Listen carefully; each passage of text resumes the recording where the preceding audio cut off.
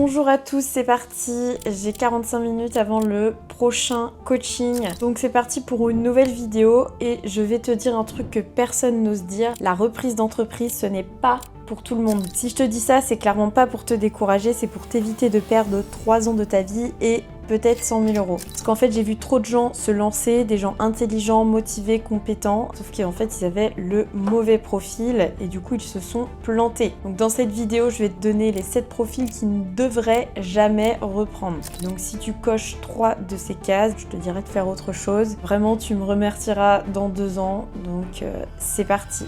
Avant de commencer, laisse-moi te dire pourquoi je fais cette vidéo, parce que sur YouTube, sur LinkedIn, partout, on te vend du rêve sur la reprise d'entreprise. Prends une entreprise, deviens ton propre patron, liberté financière. Donc oui, tout ça c'est vrai, mais sauf que en fait, on te dit jamais que la reprise, ça demande un profil très spécifique, des compétences, un mindset, une situation de vie compatible. Et si tu n'as pas ça, bah honnêtement, tu vas droit dans le mur. Mon job, c'est de te vendre du rêve. Mais non, je rigole. Mon job, c'est de te dire la vérité, justement, pas de te vendre du rêve. Donc aujourd'hui, eh bien, on fait le test ensemble. Je vais te donner 7 profils. Et si tu coches une ou 2 cases, je pense que ça se discute, tu peux travailler dessus. Même s'il y en a certains où c'est des gros red flags. Si tu coches 3 cases ou plus, bon, clairement, je te dirais d'oublier la reprise. Ou alors d'essayer de corriger d'abord ce qui cloche là-dedans. Le profil 1, tu cherches la sécurité à tout prix. On commence par celui-là parce que du coup, si tu veux la sécurité, je te dirais de pas reprendre, tout comme je te dirais non plus de pas créer pour autant. La reprise, c'est vraiment l'inverse de la sécurité. C'est tu achètes une boîte qui existe, oui, donc c'est déjà un peu plus sécuritaire, mais tout peut se casser la gueule en 6 mois. Un gros client qui se barre, un salarié qui démissionne, un concurrent qui débarque ou une crise sectorielle. Ceux qui ont racheté juste avant le Covid, ils l'ont pas vu venir. Bref, la liste est longue et du coup, même si tu fais tout bien, il y a toujours une part d'imprévu. Par exemple, moi j'ai un client qui avait repris une boîte, tout était nickel, les audits ok, la compta était propre, l'équipe était stable et 3 mois après la signature, son principal fournisseur a fait faillite et donc du coup il a galéré, il a dû retrouver un fournisseur hyper rapidement. Des fois on fonctionne avec un gros fournisseur, on n'en a pas d'autres qui peuvent suivre derrière, donc il y a toujours des choses à envisager. Il savait que c'était une crainte parce que quand on a un fournisseur principal et pas 2 ou 3, c'est ce qui arrive. Mais du coup, ça prend du temps, faut renégocier tous les tarifs, refaire les devis des clients. Il a tenu bon et du coup, il a quand même un peu flippé, mais c'est pas pour autant que ça a coulé. Sauf que ça engendre du stress. Et donc, si t'es pas prêt à vivre ça, si tu préfères ta sécurité de salarié à te dire que t'as ton salaire qui tombe tous les mois, je sais pas, si dès qu'il y a un problème, t'endors pas la nuit, c'est clairement que t'es pas prêt à gérer ça et du coup, je te conseille de rester salarié. La sécurité en reprise d'entreprise, j'ai envie de dire, elle n'existe pas vraiment. Donc après, tu auras toujours des imprévus, des galères, des nuits blanches pour certains. Ta question, c'est de te poser le test. Là, c'est vraiment de savoir est-ce que tu es capable de vivre avec 3 à 6 mois de très haut tendu. Est-ce que tu dors bien, même si tout n'est pas sous contrôle. Si la réponse est non à celle-ci, donc déjà, passe ton chemin. Mais bon, ça paraissait peut-être évident pour certains, pour d'autres, pas trop. Peut-être que vous en rendiez pas compte. Profil 2, si tu n'as aucune expérience en gestion. Ça, c'est si tu n'as jamais géré une équipe, un budget ou une activité. Là, je te dirais attention, la reprise, c'est pas un terrain de jeu. Tu vas devoir gérer les salariés avec leurs problèmes, leurs attentes, leurs conflits. Tu vas devoir gérer un budget, trésor, charges, investissement. Tu vas devoir gérer des clients qui sont exigeants, qui sont parfois chiants. Tu vas devoir gérer des fournisseurs qui vont tester du coup tes limites. Ouais, même la banque qui peut te mettre la pression derrière si t'as fait des prêts, etc. Donc si toi, t'as jamais vraiment fait de gestion, jamais géré, ça risque peut-être d'être compliqué. Après, tout s'apprend. J'ai envie de dire quelqu'un qui crée sa boîte, il n'a pas eu forcément de gestion avant non plus et ça s'apprend. C'est aussi pour ça qu'il y a la transmission avec le cédant, mais je te conseille quand même de te former un minimum avant. Moi, j'avais vu une personne vraiment brillante, un ingénieur qui avait jamais managé et qui a repris une boîte de 10 salariés et sauf que le problème c'est qu'en fait, il savait pas gérer les conflits, il ne sait pas dire non et du coup, il s'est fait bouffer par son équipe. En 1 an, il a eu 4 démissions et du coup, sa boîte s'est retrouvée en grosse difficulté. Donc ça veut pas dire que c'est impossible si tu débutes, mais du coup, pour moi, il te faut une préparation. Donc avant de reprendre, je pense au moins manager au moins 3-4 personnes, gérer un budget, même si c'est un petit budget, et puis piloter au moins un projet de bout en bout. Et si t'as rien de fait de tout ça, bah prends un petit détour, prends un poste de manager de 3 ans, apprends à gérer des humains, apprends à gérer plus d'argent, puis ensuite reprends. Ça sera beaucoup plus simple, et même pour le financement derrière, non pas juste pour te mettre en difficulté, mais pour avoir ton propre financement. Le profil 3. Alors, tu veux être ton propre patron pour être libre. Ouais, bah celle-là, elle fait mal parce que du coup, on l'entend partout. Tu veux reprendre pour être libre, bah clairement je pense que tu vas être déçu, hein. C'est quoi la liberté en reprise? Bah je pense que oui, elle existe. Certains nous disent qu'on peut mettre un DG et du coup racheter une boîte sans s'en occuper. Je pense que c'est possible, pas dans toutes les boîtes, dans les boîtes qui ont déjà des DG, et aussi au bout de quelques mois, quelques années. Pour moi, au début, t'es obligé d'y aller dans la boîte. C'est toi qui vas bosser plus que les salariés, et même plus qu'en tant que salarié. Tu vas peut-être devoir bosser le week-end, tu vas peut-être devoir bosser le soir, gérer les urgences à 22h. Donc la liberté en reprise, elle arrive pas tout de suite. Vraiment, je tiens à le dire là-dessus. Encore plus si tu reprends une petite boîte, bah là c'est encore pire. Ah non, c'est toi qui vas devoir gérer les problèmes et il y aura même pas la capacité à mettre un DG dedans. Moi j'avais un client qui avait un poste en CDI et du coup il faisait environ 40 heures par semaine. Il avait un salaire confortable et il reprend une boîte. Le résultat du coup il se retrouve à 60 heures par semaine pendant 18 mois, pas de vacances la première année. Il me dit franchement Joël, je regrette presque. Et j'en parlais l'autre jour avec la personne et je lui ai dit mais c'est quand même fou tous ceux qui se disent que on peut mettre un DG et ne pas être dans la boîte. Ils m'ont dit non mais c'est inimaginable. Vraiment pour dire, et pourtant là il est en train d'essayer de déléguer etc. Bah ça a pris 2 ans, ça se stabilise, il est en train de structurer. Mais du coup voilà, il vend mais toujours dans l'idée de se dire même en déléguant ça prend énormément de temps en fait. Et on n'a quand même pas l'esprit complètement libre. Donc liberté oui, mais du coup c'est un marathon, c'est pas un sprint. Et donc si tu veux être libre maintenant, pour moi, la reprise, c'est pas pour toi. Mais après, voilà, on l'entend dans beaucoup de choses. En immobilier, j'ai envie de dire que c'est un peu pareil. Moi, on m'a dit, tu fais de l'immo, tu vas investir, machin, liberté. Oui, enfin bon, je suis quand même un peu tout le temps dérangée par les locataires. Même si je délègue, je suis quand même dérangée. À un moment donné, j'ai fini par les bloquer en leur disant, bah maintenant, vous voyez avec l'agence parce que j'en peux plus, quoi. Donc bref, si t'es prêt à sacrifier, je pense, 2-3 ans pour être libre ensuite, là, c'est possible. Puis après, si toi, par contre, t'as vraiment envie de développer la boîte, bah, tu vas pas être libre tout de suite. Mais après, voilà, qu'est-ce que c'est être libre aussi? Est-ce que c'est juste liberté temporelle? Est-ce que c'est pouvoir voyager et travailler en même temps? Et il y a plein de sortes de liberté. Est-ce que c'est juste pouvoir rentrer à l'heure que tu veux chez toi?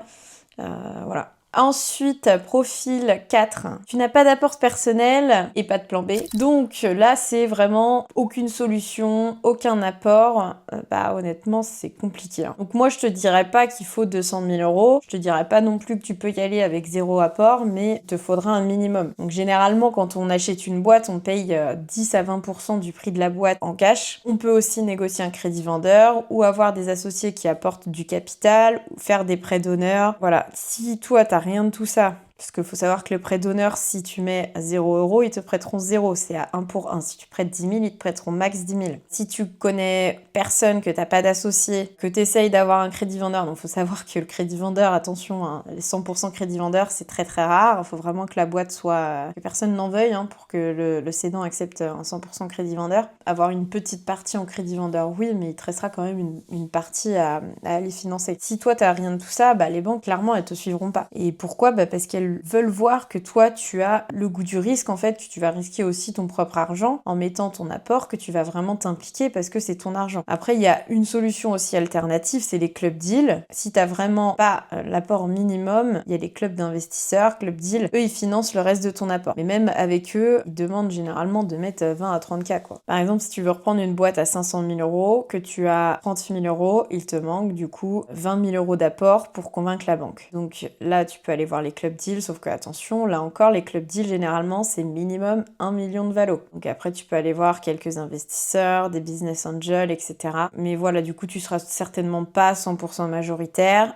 Tu auras peut-être que 60-70% du capital, voire 51% au moins dans certains cas. Donc ça veut dire que tu partages les décisions stratégiques, tu partages les bénéfices, que tu as des associés financiers qui vont du coup te demander de rendre des comptes. Est-ce que c'est grave? Bah ça dépend. Si t'as pas d'autre solution et que tu veux absolument reprendre, franchement, je trouve que c'est une très bonne option. Du coup, voilà, faut être lucide. Avoir des associés financiers, c'est pas neutre. Ils vont vouloir un retour sur investissement, ils vont vouloir être informés, ils vont peut-être te mettre la pression sur la croissance. Enfin, voilà. Moi, mon conseil, c'est quand même si tu peux attendre 1 ou 2 ans pour économiser, pour avoir un apport correct et du coup garder 100% du capital, ça reste préférable. Et en option 2, si tu veux pas attendre et que tu veux vraiment reprendre, dans ce cas, essaye de voir avec des club deals. Si vous avez besoin que je vous mette en contact, n'hésitez pas. Mais ça se négocie honnêtement dès le départ. Certains tentent sans apport, je les vois venir où ils me disent je vais trouver une boîte en 100% crédit vendeur. Honnêtement, bien sûr qu'aujourd'hui c'est déjà trouvé. Bon, qu'est-ce qu'il faut retenir du coup, c'est que reprendre avec peu d'apport, pour moi c'est pas possible. Tu devras soit accepter de partager le capital, soit monter le montage financier béton, crédit vendeur, prêt d'honneur, love money. Par contre, reprendre avec 0 apport et aucune solution, là c'est impossible. Les banques elles te suivront pas et même les club deals ils voudront que tu aies un minimum, ils te suivront pas. Profil 5, tu es en situation familiale instable. Bon, celui-là, personne n'en parle trop, mais du coup, si ta vie perso, elle est instable, moi, je te dirais, attends. La reprise, c'est ultra chronophage, c'est ultra stressant. Si en plus, tu as du coup un divorce en cours, des enfants en bas âge sans soutien à la maison, parce qu'attention, on peut avoir des enfants et reprendre, il n'y a pas de problème.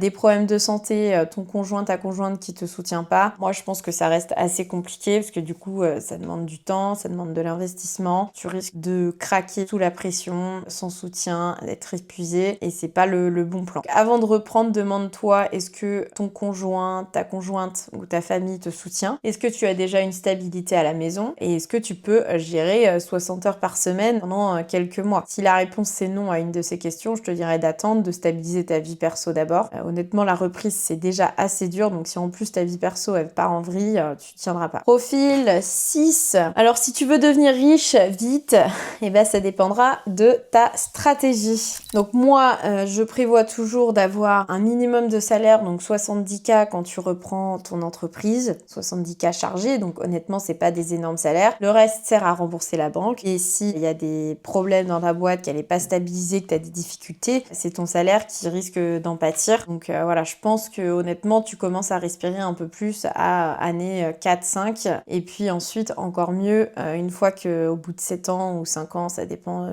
l'année de ton prêt, une fois que tu n'as plus d'échéance à la banque. Pour moi, il y a une stratégie de scale rapide et de revente. En gros, c'est du coup, si ton objectif c'est de reprendre une boîte, de la développer rapidement en doublant le chiffre d'affaires en 3 à 5 ans et de la revendre avec une grosse plus-value, du coup là, oui, tu peux gagner beaucoup d'argent rapidement, mais pas forcément en salaire mensuel, ça va être le gain. Pour moi, il est vraiment à la sortie, donc au bout des 5-7 ans. Donc concrètement, imaginons que tu reprennes une boîte à 500 000 euros, tu te verses 2-3 000 euros par mois de salaire pendant 5 ou 7 ans, tu réinvestis tout le reste dans la croissance, tu rembourses ton prêt. Imaginons que tu passes de 800 000 à 3 millions de chiffre d'affaires avec une rentabilité du coup qui augmente aussi, tu peux revendre beaucoup plus au bout de 7 ans. Et donc là, faire une énorme plus-value. Mais du coup, ça veut aussi dire que du coup, tu bosses beaucoup dans la boîte jusqu'à ce que tu la vendes. Donc tu fais des heures et puis du coup, tu prends des risques aussi en réinvestissant, etc. Et on n'est pas certain de réussir, que ça réussisse. Donc même si en tout cas, tu arrives à la stabiliser, tu repars avec le gain que tu as investi, que tu as acheté, 500 000 euros, et c'est déjà honnêtement pas négligeable. Donc oui, tu peux devenir riche rapidement, mais du coup à une condition, c'est que ta richesse, tu la touches vraiment à la sortie au final, pas tous les mois. Ça reste quand même tout de même plus rapide que l'immobilier, où du coup t'es sur 20 ans pour un immeuble. Donc du coup c'est plutôt une stratégie long terme. Ensuite, le profil 7, si tu penses tout savoir, tu vas te planter. La reprise, c'est vraiment l'école de l'humilité. Tu vas devoir apprendre la compta, même si tu détestes, le juridique, même si c'est chiant, le commercial, même si t'es introverti, le management, même si t'aimes pas les conflits ou que t'aimes pas les gens, la négo avec les banques, même si t'y connais rien, la négo avec le vendeur, etc.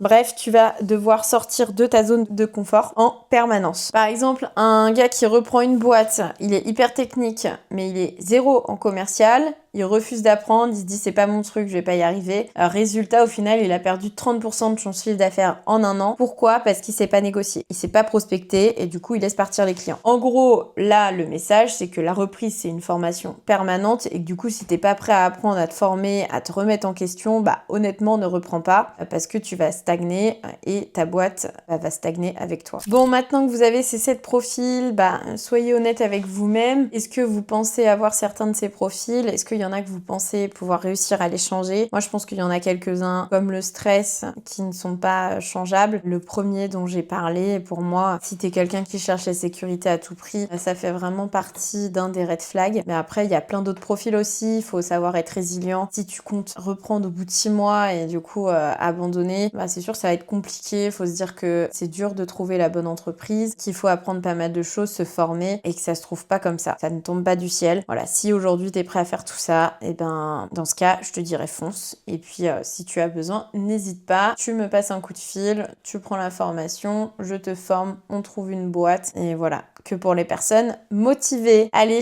à la semaine prochaine pour une nouvelle vidéo.